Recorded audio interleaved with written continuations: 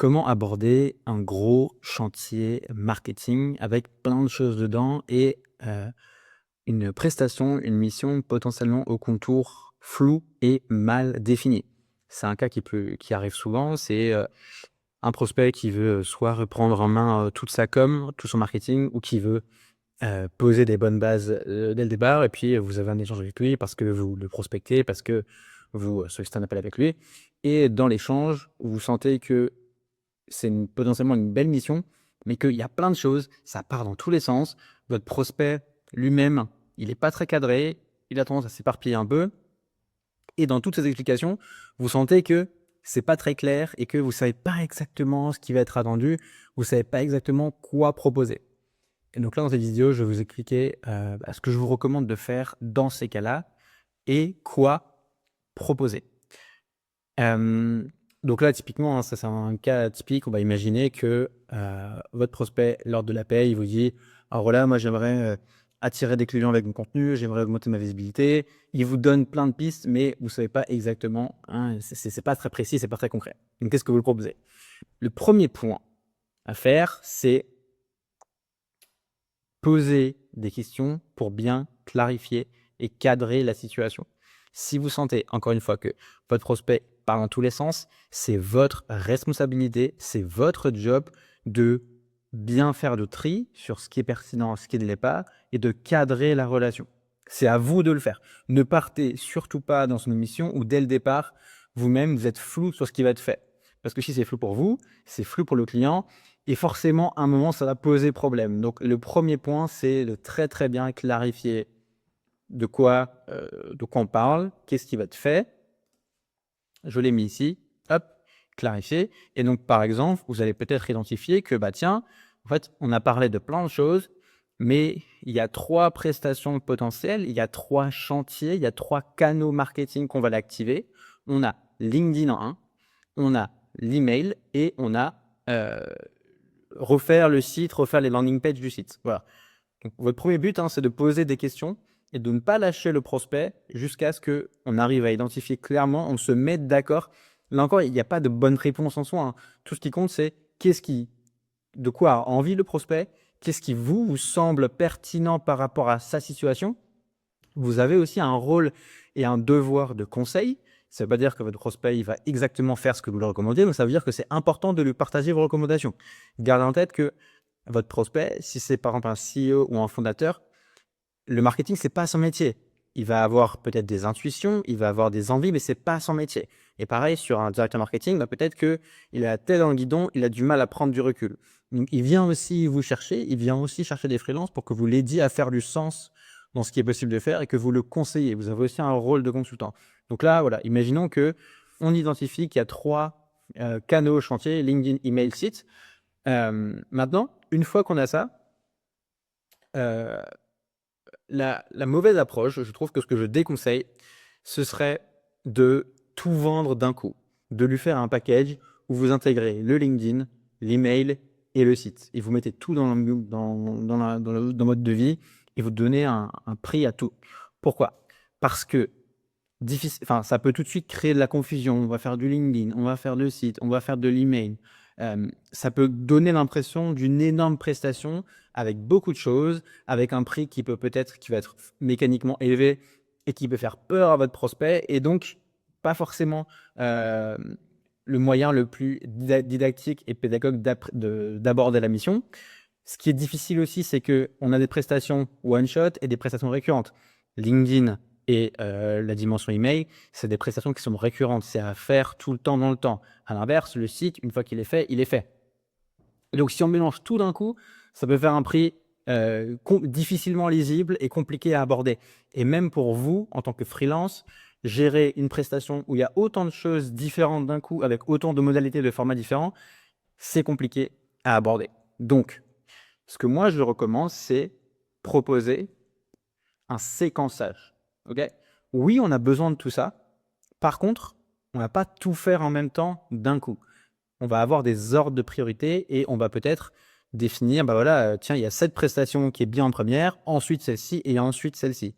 C'est plus facilement lisible. Vous allez pouvoir facturer votre client progressivement, hein, vous allez uniquement les facturer le premier chantier, puis ensuite le deuxième, puis le troisième. C'est plus simple, c'est plus progressif. Vous avez le temps d'abord de créer de la confiance avec ce client et il aura d'autant plus envie de bosser avec vous pour la suite. La question c'est, comment est-ce que je détermine ce qui est prioritaire là-dedans? 2 questions à se poser. La première, c'est qu'est-ce qui peut permettre de générer un quick win rapidement pour le prospect? Qu'est-ce qui peut donner l'impression que il se passe vite des choses? La réflexion derrière ça, c'est de se dire que si votre prospect, il doit attendre 6 mois, 12 mois avant de voir les résultats de votre prestation, c'est pas idéal. Il y a des prestations où on n'a pas le choix.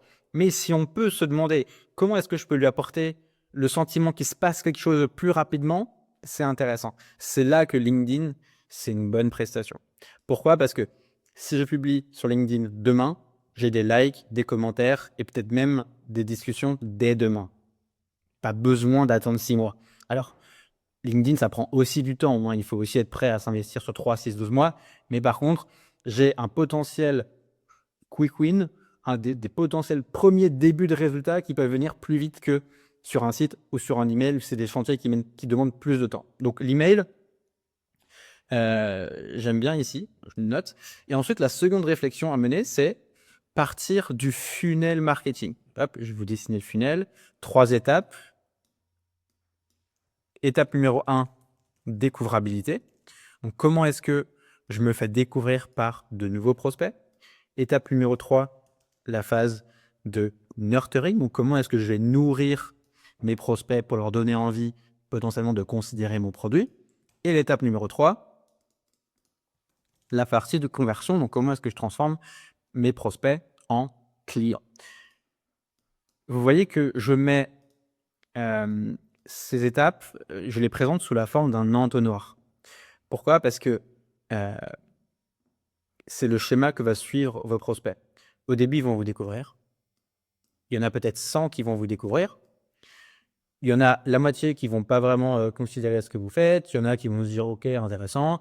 Et il y en a peut-être 20 qui vont se dire ah top, je vais laisser mon email par exemple pour recevoir plus de contenu, pour aller plus loin dans ma réflexion avec ce que tu proposes.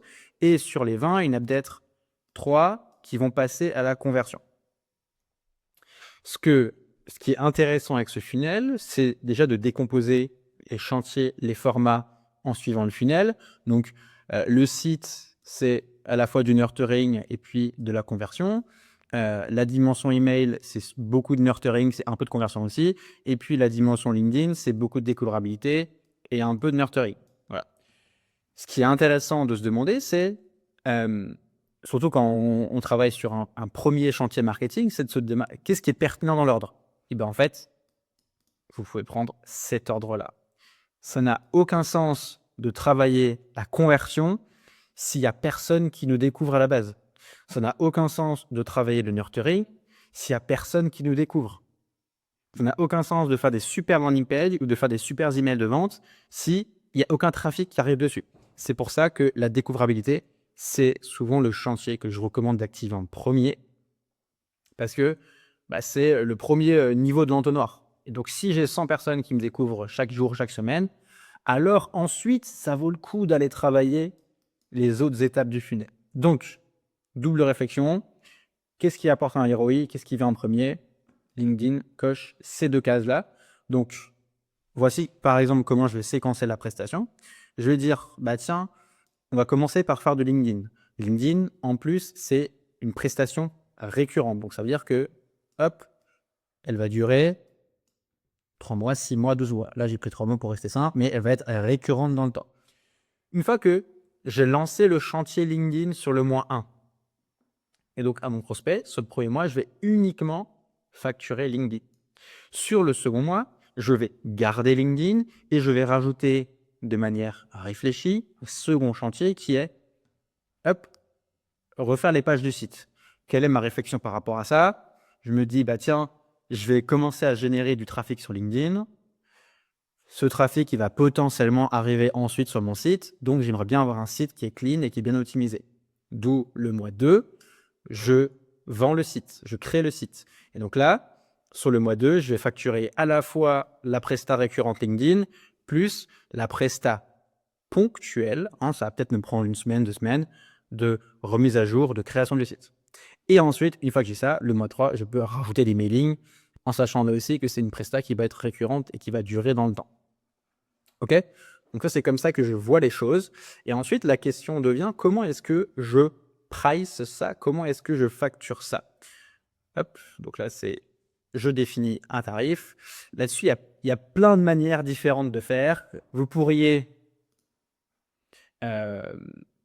donner un prix pour chaque prestation en disant, bah tiens, un mois sur LinkedIn, moi, je le facture 1 000 €. La refonte du site, je la facture 3 000 €. Et l'emailing, c'est pareil, c'est 1 000 € par mois. Vous pourriez donner un chiffre, un tarif à vos prestations et en disant, bah, moi, c'est tant que ça peut, ces prestations, je les facture telle somme. Ce mode de facturation, je trouve que il demande d'être un peu à l'aise et d'avoir un peu d'expérience pour pouvoir l'assumer et le communiquer à un client. Moi, ce que je recommande, si vous êtes plutôt en phase de démarrage, si vous doutez un peu, c'est de repartir du TJM.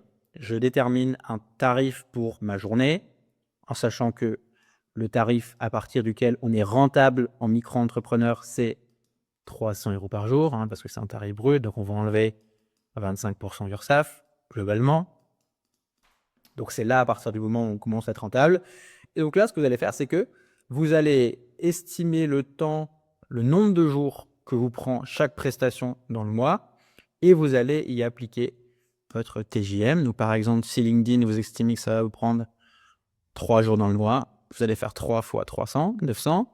Si vous estimez que le site, ça va vous prendre 1 semaine, vous allez faire 5 jours fois 3, 1500. Et pareil sur l'emailing, si vous estimez que ça vous prend 2 jours le mois, 600 €. De cette manière, vous êtes sûr de ne pas vous tromper et vous êtes sûr à peu près d'être rentable. Encore, je le redis, hein, ce n'est pas la méthode de facturation optimale, la plus parfaite, mais elle a le mérite d'être simple à comprendre pour vous, d'être simple à comprendre pour le prospect et de vous assurer à minima que vous vous y retrouviez financièrement sur la mission. Et ensuite, ici, juste sur le temps passé, il y a 2 réflexions à mener, il y a 2 manières de faire. Soit vous arrivez à estimer, j'estime le temps avant la mission, en disant, bah tiens, voilà, LinkedIn, j'estime à 3 jours, donc je te facture 3 jours, ce qui n'est pas forcément idéal. Soit vous vendez un forfait, en disant, bah tiens, je suis disponible pour toi 1 jour, 2 jours par semaine, que je te facture 300 €. Et pendant ces 2 jours, je suis disponible pour toi et j'avance sur les sujets qu'on a définis ensemble. Donc, bah, le mois 1, c'est LinkedIn. Le mois 2, c'est je fais LinkedIn et puis je rajoute le site, etc., etc., etc. Donc, voilà comment aborder un gros chantier, hein. On clarifie bien la demande client pour être sûr de bien comprendre et se mettre d'accord avec le prospect sur qu'est-ce qu'on fait, qu'est-ce qu'on ne fait pas. Séquencer pour décomposer la mission en petits morceaux pour que ce soit digeste pour lui, pour vous, en termes de mission, en termes de tarifs, etc. Et ensuite, vous appliquez la tarification qui vous convient, en sachant que moi, je recommande le TJM au début, quand on n'est pas sûr, quand on fait les premières missions, ça fonctionne bien. Si vous avez des questions, n'hésitez pas, je suis disponible dans les commentaires.